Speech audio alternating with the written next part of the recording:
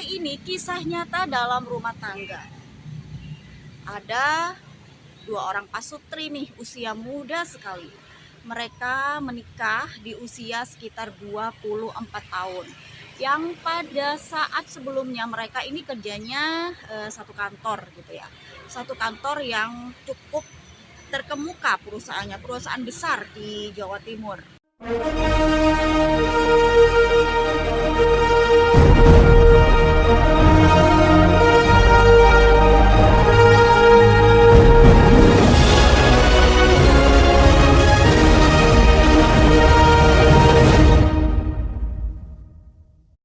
Assalamualaikum warahmatullahi wabarakatuh. Bertemu lagi bersama saya Lydia Moana. Nah teman-teman, gimana untuk cerita-cerita yang kemarin? Apakah kalian sudah menyimak semua part 1, 2, 3, dan 4-nya? Nah kali ini semoga cukup di satu part aja ya. Oke, untuk kali ini kisah nyata dalam rumah tangga. Ada dua orang pasutri nih, usia muda sekali. Mereka menikah di usia sekitar 24 tahun. Yang pada saat sebelumnya mereka ini kerjanya satu kantor gitu ya. Satu kantor yang cukup terkemuka perusahaannya, perusahaan besar di Jawa Timur. Mereka ini teman satu kantor. Nah, yang tadinya si cewek ini adalah seorang yang berprestasi, pendiam, dan si cowok ini termasuk salah satu cowok red flag di situ, playboy ya, playboy. Cuman dia memang kerjanya juga bagus, jadi imbang ya antara red flagnya dengan prestasi kerjanya imbang.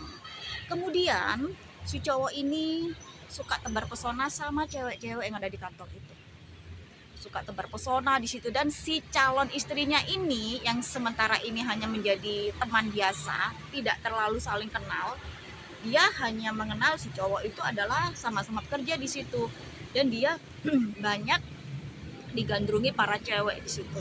Tapi si cewek ini cuek, karena dia juga nggak ngira kalau itu adalah jodoh dia suatu saat. Nah, dari ke hari, minggu ke minggu, dan bulan ke bulan, ternyata si cowok ini mendekati cewek ini.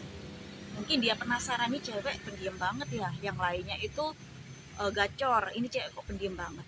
Tapi ini cewek bikin penasaran, dia punya banyak prestasi di kantornya. Dideketin lah si cewek ini sama cowok itu, anggap aja inisialnya adalah A, Mr. A. Dan si cewek ini anggap aja si P, Miss P, Miss P ya. Jadi Mr. A ini mencoba untuk mendekati si cewek ini. Manis juga ya ini cewek, pendiam, kemudian dia juga berprestasi. Dan ternyata si cewek ini menyambut dengan begitu bahagianya. Si cewek ini tahu kalau si cowok ini sebenarnya dia tuh suka tebar pesona sama cewek-cewek, tapi nggak tahu kenapa si cewek ini nerima aja gitu, menyambut dengan tangan terbuka kedatangan si cowok ini. Berkenalan seperti biasanya, cowok cewek saling tukar nomor WhatsApp, kemudian berlanjut di WhatsApp, dan akhirnya mereka berpacaran dan mereka jadian. Si cewek ini tidak mengira, dan awalnya memang si cewek ini nggak yakin karena si cowok ini banyak digandrungi cewek-cewek, dia juga playboy. Tapi nggak tahu si cewek ini, Miss P ini kayak yakin aja, ini kayaknya jodoh aku deh di sini, nggak apa-apa deh meskipun dia itu red flag kelihatannya. Semoga nanti kedepannya dia udah tobat gitu ya, tentang wanita-wanita, tentang cewek-cewek, udah tobat. Siapa tahu aku adalah pelabuhan terakhirnya. Kemudian si cowok ini datang untuk melamar si cewek ini. Mr. A ini datang untuk melamar Miss P ini. Terjadilah lamaran di situ, akhirnya mereka bertunangan, dan beberapa bulan kemudian mereka menikah. Menikah dengan penuh bahagia, sangat bahagia. Kemudian di tahun pertama si istri ini mengandung anak pertamanya, dan beliau meminta untuk resign kepada suaminya. Oke lah, kamu resign aja, kamu butuh istirahat untuk anak kita. Oke, si cewek akhirnya resign dari pekerjaannya, pekerjaan yang cukup mapan sih, mapan banget karena di situ gajinya juga gede, di atas UMR. Kemudian si cewek ini melahirkan anak pertama, masih bahagia. Si Si cowok pun di tahun kedua dia pindah kerja di tempat lain, yaitu sama sih, mirip-mirip dengan perusahaan pertama, cuman beda perusahaan. Kalau dilihat dari segi pekerjaannya hampir sama. Nah ternyata ini pekerjaannya lebih bagus lagi dan perusahaannya lebih gede lagi. Kemudian selisih 2 tahun, lahirlah kembali anak kedua. Begitu juga beberapa tahun kemudian lahir kembali anak ketiga. Nah, sudah punya 3 anak nih, kondisi mereka masih harmonis, masih bahagia, masih stabil. Nah, di tahun ketiga ini ternyata sang suami harus pergi ke luar negeri untuk melanjutkan pekerjaannya di sana. Di sini pekerjaan suami sangat berkembang. Kemudian dia pergi ke luar negeri untuk melanjutkan proyek perusahaannya di sana. Salah satu negara yang dia kunjungi ada Filipina, ada Singapura, Australia. Nah, ini pergi ke Filipina selama 2 bulan aja di Filipina. Di situ dia gajinya makin gede, kebutuhannya juga makin terpenuhi, istrinya juga makin bahagia. Apa yang diinginkan istri semua dituruti sama sang suami ini. Anak ketiga. Tapi ternyata di suatu ketika sang suami ini harus pergi ke suatu kota di Jawa Timur juga, sebut aja Jombang. Dia pergi ke kota Jombang untuk urusan bisnis. Dia di situ selama 2 minggu. Dan selama 2 minggu ini dia pasti nginepnya di hotel dong. Nah, nginep di hotel 2 minggu berturut-turut. Dan dia udah terbiasa disapa oleh resepsionis di salah satu hotel di situ. Mbak-mbak yang manis ya. Nggak terlalu cantik sih, manis gitu ya. Dia selalu memberikan perhatian pada mas-mas ini, pada Mr. A ini. Mungkin selama 2 minggu di situ kelihatan terus gitu kan, keluar masuk kamar, kok kayaknya sibuk banget. Nah, anggap aja perempuan ini namanya Mr. W, Miss W gitu ya, Miss W. Nah, Mbak Miss W ini seorang resepsionis ini selalu perhatikan gelagat si cowok ini, Mr. A. Kok kelihatannya kayak berduit dia, nginep di hotel sampai 2 minggu berturut-turut, kayaknya ini sugar daddy kayak gitu mungkin ya. Kemudian si cewek ini mendekati Mr. A ini ya dengan dalih-dalih memberikan perhatian, selamat pagi pak, selamat siang, selamat malam, apakah bapak memerlukan makanan tambahan dan lain sebagainya, selalu menawarkan hal-hal di luar pekerjaannya dia seperti itu.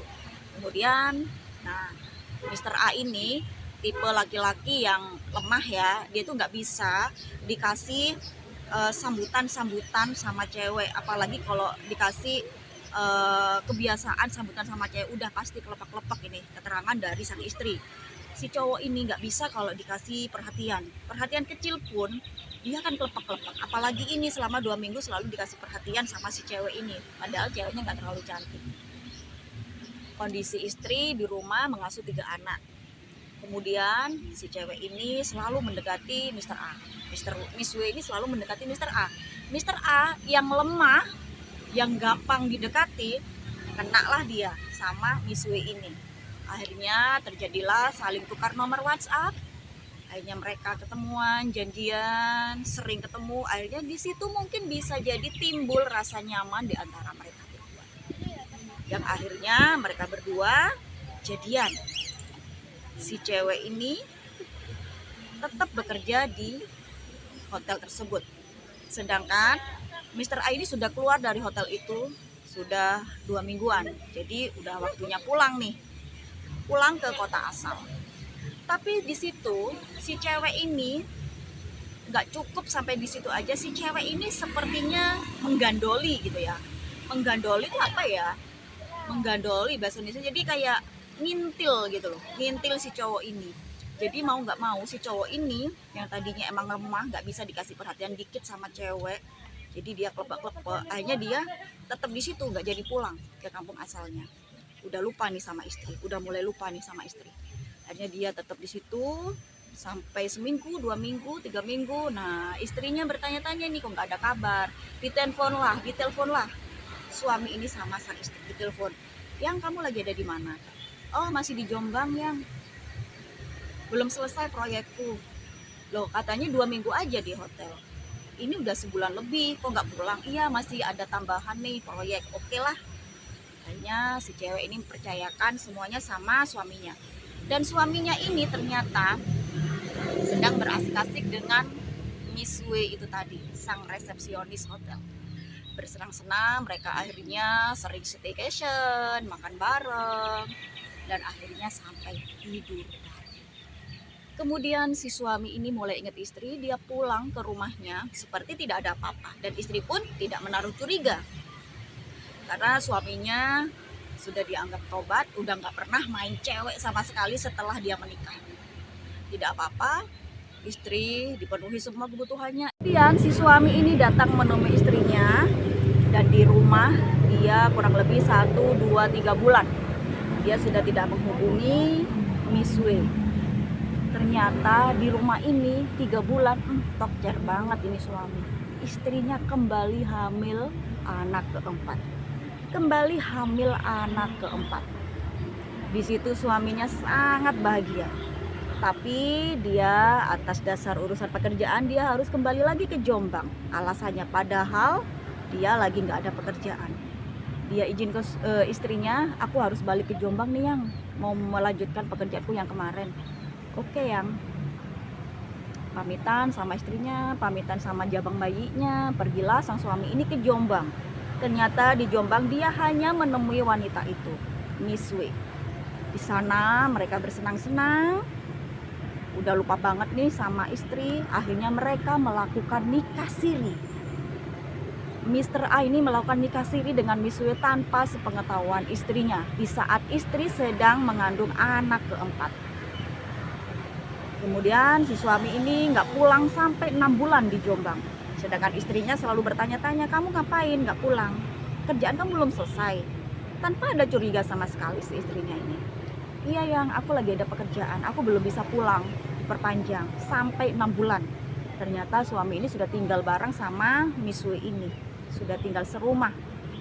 Miss W ini sudah nikah siri dengan Mr. A. Dan Miss W ini meminta semua yang dia inginkan karena dia tahu ini sugar daddy. Dia minta mobil seharga berapa? 800 juta. Gila ya. Baru dikasiri udah minta mobil seharga 800 juta kan? Karena Miss W ini tahu isi dompetnya Mr. A. Dia tahu pekerjaannya Mr. A karena Mr. A ini terlalu kelepak-kelepak, terlalu bucin, semua diceritain. Akhirnya Mr. A ini nawar, kamu tak belikan Pajero aja ya, Pajero second gitu kan, yang harganya mungkin lebih murah. Nah Miss W ini nggak mau ah, ya udah kamu tak belikan yang kecil aja, Honda Jazz yang terbaru, kan kamu tuh cewek, jadi bagusnya yang pakai kecil-kecil. Nggak mau, jadi dia minta yang Mazda yang harganya kurang lebih 800 juta, sedan Mazda gitu ya, aku nggak tahu serinya apa, pokoknya 800 juta. Saking bucinnya, saking cintanya dan tajirnya si cowok ini, akhirnya dia membelikan mobil baru Mazda ini seharga 800 juta untuk si W ini, istri sirinya, tanpa sepengetahuan istrinya. Dibelikanlah. Kemudian sangat senang, sangat bahagia kehidupan kedua sejoli ini, Mr. A dan Miss W. Nah, di situ Mr. A ini baru menyadari, oh ternyata Miss W ini kalau nggak pakai make up seperti ini, kayak gitu ya. Karena bukannya kita menghina fisik ya, tapi di situ memang kenyataannya istri sah dengan istri siri ini jauh lebih cantik istri sah. Dan istri siri ini hanya menang di make up aja. Karena selama ini Mr. A ini melihat Miss W ini sedang bermake up aja. Ketika tinggal serumah dia udah tahu aslinya. Oh ternyata seperti ini aslinya. Ternyata tidak secantik biasanya. Ternyata seperti ini kebiasaannya. Langsung kaget dong Mr. A. Dia udah terlanjur ngasih mobil seharga 800 juta. Tapi dia sebenarnya sayang dan kasihan karena Miss W ini sudah nggak punya siapa-siapa. Dia sebatang kara. Anak pun dia nggak ada. Dia janda, tapi janda cerai tanpa anak. Dia juga nggak punya anak. Nah, Mr. A ini nggak pengen punya anak sama si Miss W ini. Tapi Miss W ini selalu berharap pengen punya anak dari Mr. A. Kemudian mereka tetap berumah tangga, akhirnya ketahuanlah sama sang istri. Sang istri mengetahui semua ini dari gelagat suaminya, dari WA-nya, ternyata tahu, dan dia tidak menyangka suami yang soft spoken, yang setia, yang selalu memenuhi semua kebutuhannya, ternyata menikah lagi di belakangnya. Suami pada saat ketahuan dia menangis terseduh-seduh, memohon kepada sang istri untuk memaafkan. Sang istri dengan marahnya dia ingin menggugurkan janinnya, ingin menggugurkan kandungannya, anak keempatnya. Tapi dengan dorongan teman-temannya dilarang untuk menggugurkan. Temannya bilang, itu yang akan menyelamatkan rumah tanggamu. Jangan gugurkan anak kamu. Dia yang akan menyelamatkan rumah tanggamu. Oke, akhirnya si istri ini menyanggupi keinginan saran dari temannya untuk tidak menggugurkan kandungannya. Sampai kandungannya berusia 6 bulan, 7 bulan, sampai melahirkan usia 9 bulan, si suami ini pun tak kunjung meninggalkan istri sirihnya. Dia tetap kekeh untuk menikahi istri sirinya itu. Tapi sang istri juga nggak mau melepaskan sang suami karena dia sudah punya 4 anak yang masih kecil-kecil dan dia sudah tidak bekerja. Dan sang suami ini adalah suami yang tajir, banyak duit, kerja keras, dan suami yang baik, tidak pernah KDRT, dan baru kali ini selingkuh dan langsung seperti ini. Tapi istri tidak mau meninggalkan karena dia tidak bekerja dan punya anak banyak.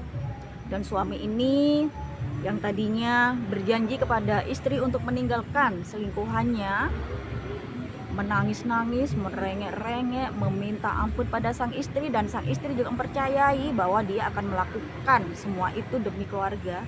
Ternyata zong, suami tetap mempertahankan istri sirinya. Suami tetap menikahi istri sirinya dan tetap berkunjung ke rumah istri sirinya. Jadi ibaratnya dua istri, dan si suami ini merasa adil untuk waktu dan keuangan. Namun lambat laun mungkin si suami ini mulai menyadari kesalahannya. Si suami ini ketika berada di rumah istri sahnya, dia merasa sangat rindu dengan istri sirinya.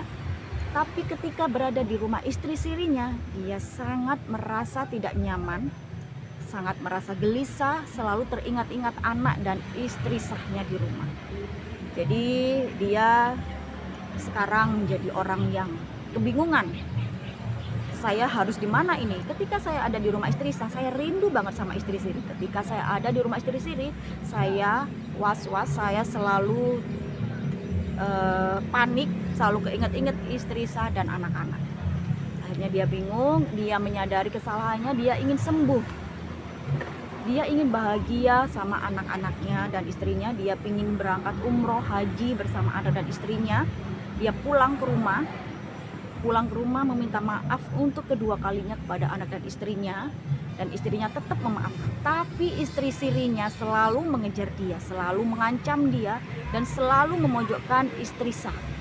Tapi lemahnya sang suami ini, dia tidak bisa membela istri sah. Dia selalu membela istri sirinya. Dan suatu ketika si suami ini datang ke rumah hipnoterapi atau rumah psikolog juga.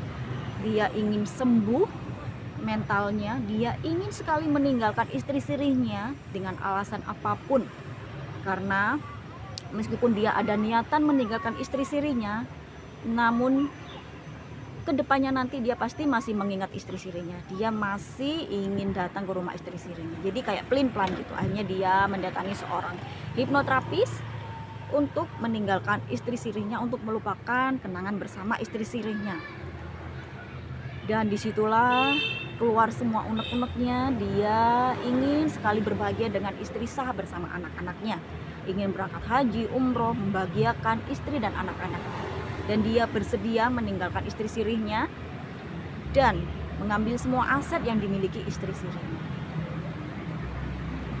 Tapi ternyata keinginan dia, kekekehan dia jauh lebih kuat dari niat dia. Ternyata dia masih kembali bersama istri sirihnya dan tidak mengambil alih asetnya. Dan sekarang dia tetap hidup bersama kedua istrinya, istri sah dan istri siri. Namun dia belum mampu merukunkan kedua istrinya. Istri siri yang selalu bikin marah istri sah, dan istri sah yang selalu mengalah pada istri sirinya. Bagaimana kelanjutannya menurut kalian? Apakah sang suami ini akan memilih salah satu di antara mereka, atau sang suami ini akan memakai keduanya menjadi istri sahnya? Komen di bawah di kolom komentar. Oke, untuk cerita kali ini saya akhiri dulu. Kita lanjut di cerita selanjutnya. Wassalamualaikum warahmatullahi wabarakatuh.